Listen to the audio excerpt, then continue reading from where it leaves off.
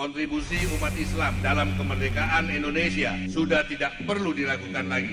Sangat besar dan tercatat dalam sejarah, bahkan saya katakan umat Islam sejatinya adalah pemegang saham terbesar di Republik ini.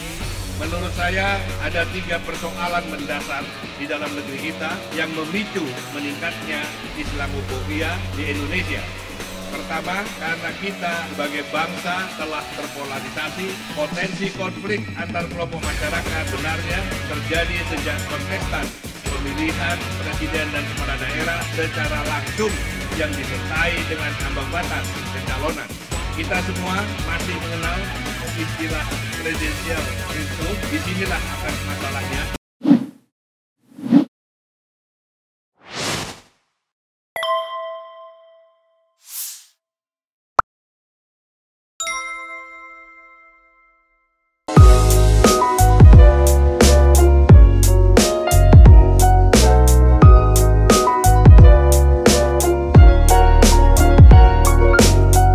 Bismillahirrahmanirrahim.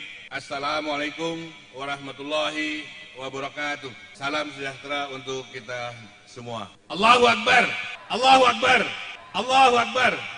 Pertama-tama, marilah kita panjatkan puji syukur kehadirat Allah Subhanahu wa Ta'ala, karena atas rahmat dan karunia-Nya kita masih diberi kesempatan untuk bertemu dalam keadaan sehat walafiat. Salawat serta salam marilah kita aturkan kepada junjungan kita Nabi besar Muhammad Sallallahu Alaihi Wasallam beserta keluarga dan sahabatnya. Semoga kita mendapat syafaat beliau di hari hisab nanti. Saya sampaikan terima kasih kepada panitia yang mengundang saya untuk ikut menyumbangkan pikiran dan pendapat dalam acara Kongres kedua Umat Islam Sumatera Utara yang diselenggarakan pada hari ini. Tema yang diberikan pada saya juga sangat up to date, yaitu membangun ukhuwah melawan Islamophobia dan menata ulang Indonesia. Semoga dari pembahasan tema ini dapat mempertajam rekomendasi dan program kerja yang dihasilkan dalam Kongres kedua ini. Bapak, Ibu, dan hadirin yang saya hormati, kontribusi umat Islam dalam kemerdekaan Indonesia sudah tidak perlu dilakukan lagi. Sangat besar dan tercatat dalam sejarah, bahkan saya katakan umat Islam sejatinya adalah pemegang saham terbesar di Republik ini. Pekan lalu saya diundang untuk menyampaikan keynote speech di Sarsehan Kebangsaan kedua pimpinan Pusat Syarikat Islam di Jakarta. Saya sampaikan orang yang pertama kali secara terbuka di ruang publik menyampaikan perlunya Indonesia merdeka adalah tokoh Muslim Haji Omar Said Cokroaminoto, tepatnya pada bulan Juni 1916, jauh sebelum proklamasi kemerdekaan. Begitu pula para pendiri bangsa kita, ada nama-nama ulama besar di dalamnya, bahkan mereka juga yang terlibat aktif dalam perumusan norma hukum tertinggi negara ini, yaitu Pancasila. Mereka juga terlibat aktif di dalam BPUPKI dan panitia persiapan kemerdekaan Indonesia hingga menyusun naskah asli Undang-Undang Dasar 1945 dan penjelasannya yang merupakan penjabaran dari Pancasila sebagai norma hukum tertinggi negara ini. Sebut saja Ki Bagus Hadikusumo, Kasman Singo Dimejo, Abdul Kahar Muzakir, Kiai Haji Wahid Hasim, Teku Muhammad Hasan, Haji Agus Salim, Muhammad Yamin, dan lain-lain. Bahkan dalam peristiwa mempertahankan kemerdekaan, sejarah Indonesia tidak terlepas dari resolusi jihad yang dikeluarkan Rois Akbar PBNU, Hadratus Shah Kiai Haji Hasim Ashari di Surabaya pada 22 Oktober 1945, sehingga meletuslah peristiwa 10 November 1945 yang dikenal sebagai Hari Pahlawan di kota Surabaya, di mana teriakan atau pekik dari Bung Tomo, yaitu kalimat Allahu Akbar, menjadi bahan bakar semangat para pejuang saat itu, sehingga dapat disimpulkan hampir semua aktor-aktor peristiwa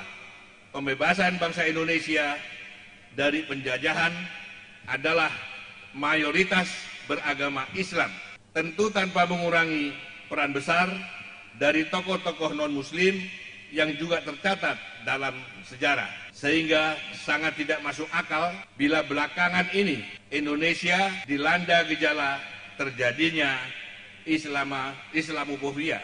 Jadi pertanyaannya, mengapa fenomena Islamofobia ini belakangan semakin menguat terjadi di Indonesia? Selain faktor geopolitik internasional, saya akan mencoba membedah faktor di dalam negeri. Menurut saya ada 3 persoalan mendasar di dalam negeri kita yang memicu meningkatnya Islamofobia di Indonesia. Pertama, karena kita sebagai bangsa telah terpolarisasi, potensi konflik antar kelompok masyarakat sebenarnya terjadi sejak kontestan pemilihan presiden dan kepala daerah secara langsung yang disertai dengan ambang batas pencalonan. Kita semua masih mengenal istilah presidensial threshold. Disinilah akar masalahnya, karena akibat aturan ambang batas ini, pasangan calon yang dihasilkan terbukti sangat terbatas. Celakanya, dari 2 kali pemilihan presiden, negara ini hanya mampu menghasilkan 2 pasang calon yang head to head, sehingga dampaknya terjadi polarisasi masyarakat yang cukup tajam. Hal itu diperparah dengan semangat antar kelompok untuk selalu melakukan antitesa. Apakah itu dalam bentuk kalimat verbal maupun simbol dan aksi, ditambah lagi dengan pola komunikasi elit politik yang juga mengedepankan kegaduhan sehingga semakin lengkap pembelahan yang terjadi di masyarakat.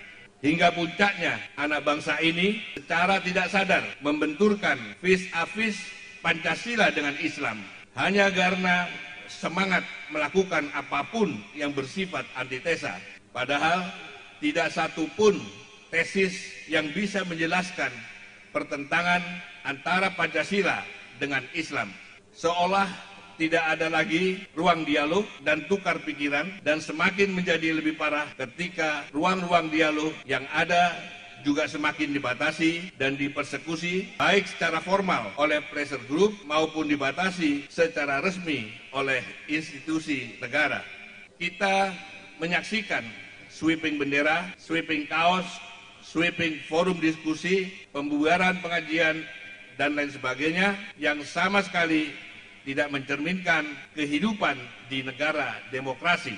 Sehingga tidak heran bila sejumlah lembaga internasional menyatakan bahwa indeks demokrasi di Indonesia mengalami kemunduran, sehingga muncul istilah kampret, cebong, kadrun, radikal, dan lain sebagainya. Sungguh sangat tidak sehat untuk sebuah proses perjalanan politik sebuah bangsa. Faktor kedua adalah semangat membangun kebinekaan dilakukan dengan kampanye moderasi agama yang tidak tepat sasaran, seolah agama harus secara masif dan dipaksa untuk dimoderatkan, tetapi yang menjadi sasaran pembahasan selalu Islam.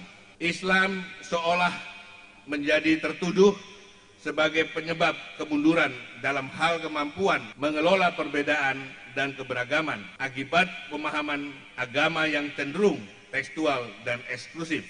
Narasi-narasi seperti ini secara tidak langsung justru memicu menguatnya politik identitas sebagai reaksi alami dari bentuk ketidaksetujuan terhadap konsep moderasi agama yang menyudutkan Islam tersebut. Faktor ketiga adalah perubahan atas naskah asli Undang-Undang Dasar 1945 pada tahun 1999 hingga 2002 silam yang telah mengubah 95% isi pasal-pasal di dalamnya sehingga tidak nyambung lagi dengan Pancasila. Bahkan penjelasan Undang-Undang Dasar 1945 naskah asli dihapus total. Sehingga pasal-pasal dalam konstitusi baru tersebut justru menjabarkan ideologi lain, yaitu ideologi individualisme dan liberalisme. Karena itu tidak mengherankan jika belakangan ini kapitalisme dan sekularisme semakin menguat di Indonesia. Inilah pangkal dari semua persoalan yang semakin membuat Indonesia karut-marut karena penghilangan Pancasila sebagai identitas konstitusi dilakukan secara malu-malu tapi mau atau malu-malu kucing, termasuk perubahan pasal 6 Undang-Undang Dasar 1945 naskah asli yang menyebutkan presiden ialah orang Indonesia asli telah diganti dengan menghapus kata asli, sehingga kita membuka peluang bagi para pendatang asing untuk menguasai 3 sektor strategis, yaitu sektor kuasai perekonomiannya, kuasai politiknya, dan terakhir kuasai presiden dan wakil presidennya. Dan Indonesia akan mengulang sejarah yang terjadi di Singapura di masa lalu. Karena itu, saat pertemuan Ketua Lembaga Negara dengan Presiden Joko Widodo pada hari Jumat 12 Agustus yang lalu, saya minta Presiden selaku Kepala Negara untuk meratifikasi keputusan Perserikatan Bangsa-Bangsa yang menetapkan tanggal 15 Maret sebagai hari melawan Islamophobia. Saya minta Indonesia juga secara resmi menetapkan tanggal 15 Maret sebagai hari melawan Islamophobia. Karena jelas negara ini berdasar atas ketuhanan yang Maha Esa seperti tertulis di pasal 29 ayat 1 konstitusi kita. Bahkan di ayat 2 tertulis dengan sangat jelas, negara menjamin kemerdekaan tiap-tiap penduduk untuk memeluk agamanya masing-masing dan untuk beribadat menurut agamanya dan kepercayaannya itu. Makna dari kalimat ayat 2 itu jelas bahwa beribadat menurut agamanya dan kepercayaannya itu dijamin oleh negara. Artinya, kalau ada umat Islam yang menjalankan sunnah nabinya dengan memelihara jenggot, itu wajib dijamin oleh negara sebagai kemerdekaan atas pilihannya. Bukan malah distigma teroris atau belakangan ini malah disebut kadrun dan radikal. Ini salah satu dari sekian banyak fenomena Islamophobia di Indonesia, dan harus diingat bahwa Pancasila menempatkan kalimat ketuhanan yang Maha Esa di dalam sila pertama sebagai payung hukum spirituologis dan kosmologis dalam menjalankan negara ini. Sehingga sudah seharusnya dalam mengatur kehidupan rakyatnya, negara harus berpegang pada spirit ketuhanan, sehingga kebijakan apapun yang dibuat dan diputuskan wajib diletakkan dalam kerangka etis dan moral serta spirit agama. Sehingga bila ada kebijakan yang hanya menguntungkan kelompok tertentu dan merugikan kebanyakan rakyat, apalagi membuat rakyat sengsara dan menderita, maka jelas kebijakan tersebut telah melanggar kerangka etis dan moral serta spirit agama, yang artinya kebijakan tersebut telah melanggar Pancasila dan konstitusi. Sama halnya dengan kekuasaan yang didapatkan dari kecurangan dan kebohongan, jelas bertentangan dengan nilai-nilai agama, sehingga pada akhirnya hanya akan menghasilkan kekacauan demi kekacauan dan murka Allah Subhanahu wa Ta'ala, seperti telah dicontohkan di dalam sejarah umat terdahulu. Bapak, Ibu, dan hadirin yang saya hormati, jadi bila disimpulkan, para pendiri bangsa ini sebenarnya sudah berpikir jauh ke depan dengan pikiran luhurnya untuk menyiapkan negara ini sebagai negara yang berketuhanan, sehingga mampu menjaga marwah rakyat Indonesia yang juga berketuhanan. Sehingga propaganda Islamophobia sudah seharusnya tidak bisa tumbuh subur di negeri ini. Sebagai umat yang memiliki andil besar lahirnya bangsa dan negara ini, maka sudah seharusnya umat Islam kritis melihat dan mengamati arah perjalanan bangsa ini. Untuk itu, umat Islam harus kritis terhadap sejumlah fenomena paradoksal yang terjadi di tengah-tengah kita. Baik itu soal pembangunan hingga ketidakadilan ekonomi dan kemiskinan struktural akibat ketidakadilan tersebut. Pembangunan haruslah menjadi pembangunan Indonesia, bukan sekedar pembangunan di Indonesia. Begitu pula, daulat rakyat tidak boleh digantikan menjadi daulat pasar, karena ekonomi harus disusun untuk kepentingan bersama, bukan dibiarkan tersusun oleh mekanisme pasar. Oligarki ekonomi yang semakin membesar pasti menimbulkan ketidakadilan, dan ketidakadilan menyumbang kemiskinan struktural, dan ketidakadilan yang melampaui batas adalah awal dari datangnya musibah dan bencana. Umat Islam juga harus kritis terhadap konsep dan kebijakan pendidikan nasional bangsa ini, di mana mencerdaskan kehidupan bangsa sesuai cita-cita negara ini bukanlah sekedar mencerdaskan otak, tetapi mencerdaskan kehidupan, yang artinya mencerdaskan kemanusiaan secara utuh, termasuk moral dan akhlak. Tanpa budi pekerti, tanpa nasionalisme, dan tanpa ideologi serta ilmu agama, kita hanya akan menghasilkan generasi yang akan menjadi lawan kita di masa depan. Untuk itu, kita harus kembali membuka sejarah, membaca pemikiran-pemikiran luhur para pendiri bangsa, membaca ulang Pancasila yang hari ini sudah ditinggalkan. Kita harus membaca kembali watak dasar dan DNA asli sistem demokrasi bangsa ini, di mana para pendiri bangsa telah sepakat menggunakan sistem syuro, sistem yang sebenarnya diadopsi dari sistem yang sudah sangat dikenal dalam ajaran Islam, yaitu kedaulatan rakyat yang diberikan kepada para hikmat yang duduk di lembaga tinggi negara sebagai penjelmaan dari seluruh elemen masyarakat rakyat sebagai pemilik sah bangsa dan negara, di mana di dalamnya bukan saja diisi oleh politisi dari partai politik, tetapi juga ada utusan dari seluruh daerah dan utusan golongan-golongan yang lengkap, sehingga sistem ini adalah sistem yang berkecukupan, tanpa ada yang ditinggalkan, dan sistem yang paling sesuai untuk negara kepulauan dan negara yang super majemuk ini. Karena sistem demokrasi Pancasila bukanlah sistem liberal di barat, bukan pula sistem komunisme di timur.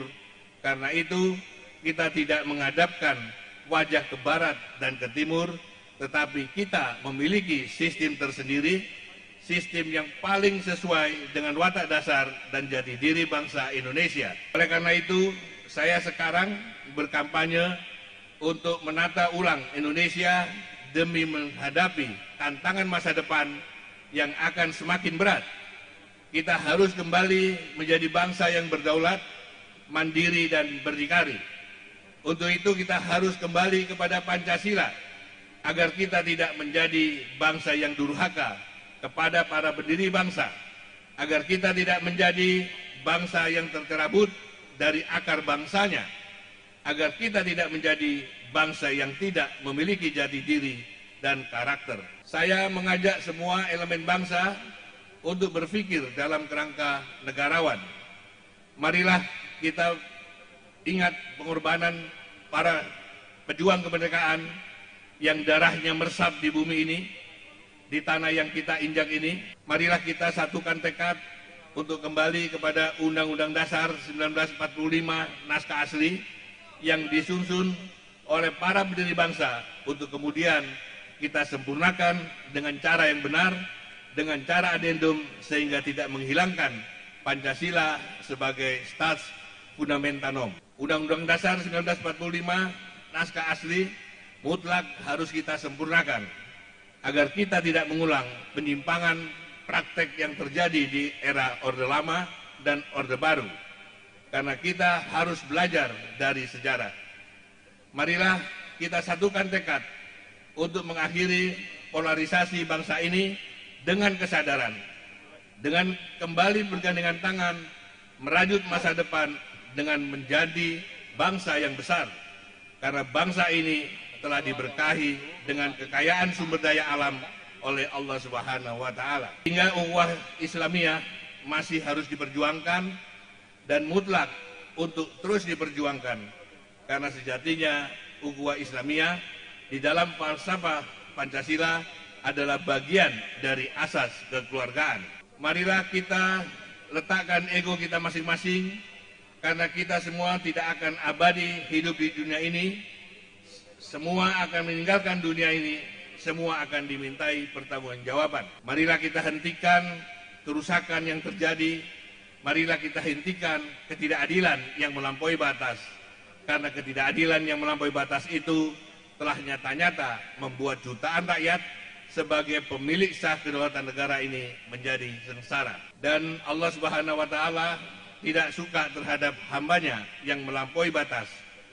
Semoga sifat Rahman dan Rahim Allah Subhanahu wa Ta'ala menjadikan bangsa ini terhindar dari azab seperti yang ditimpakan kepada bangsa atau kaum terdahulu. Akhir kata, semoga Allah Subhanahu wa Ta'ala senantiasa memberi petunjuk jalan yang lurus, memberikan rahmat dan hidayah kepada kita semua. Amin ya rabbal alamin. Wabillahi taufiq wal hidayah. Wassalamualaikum warahmatullahi wabarakatuh. Allahu Akbar. Allahu Akbar. Allahu Akbar. Allahu Akbar. Terima kasih.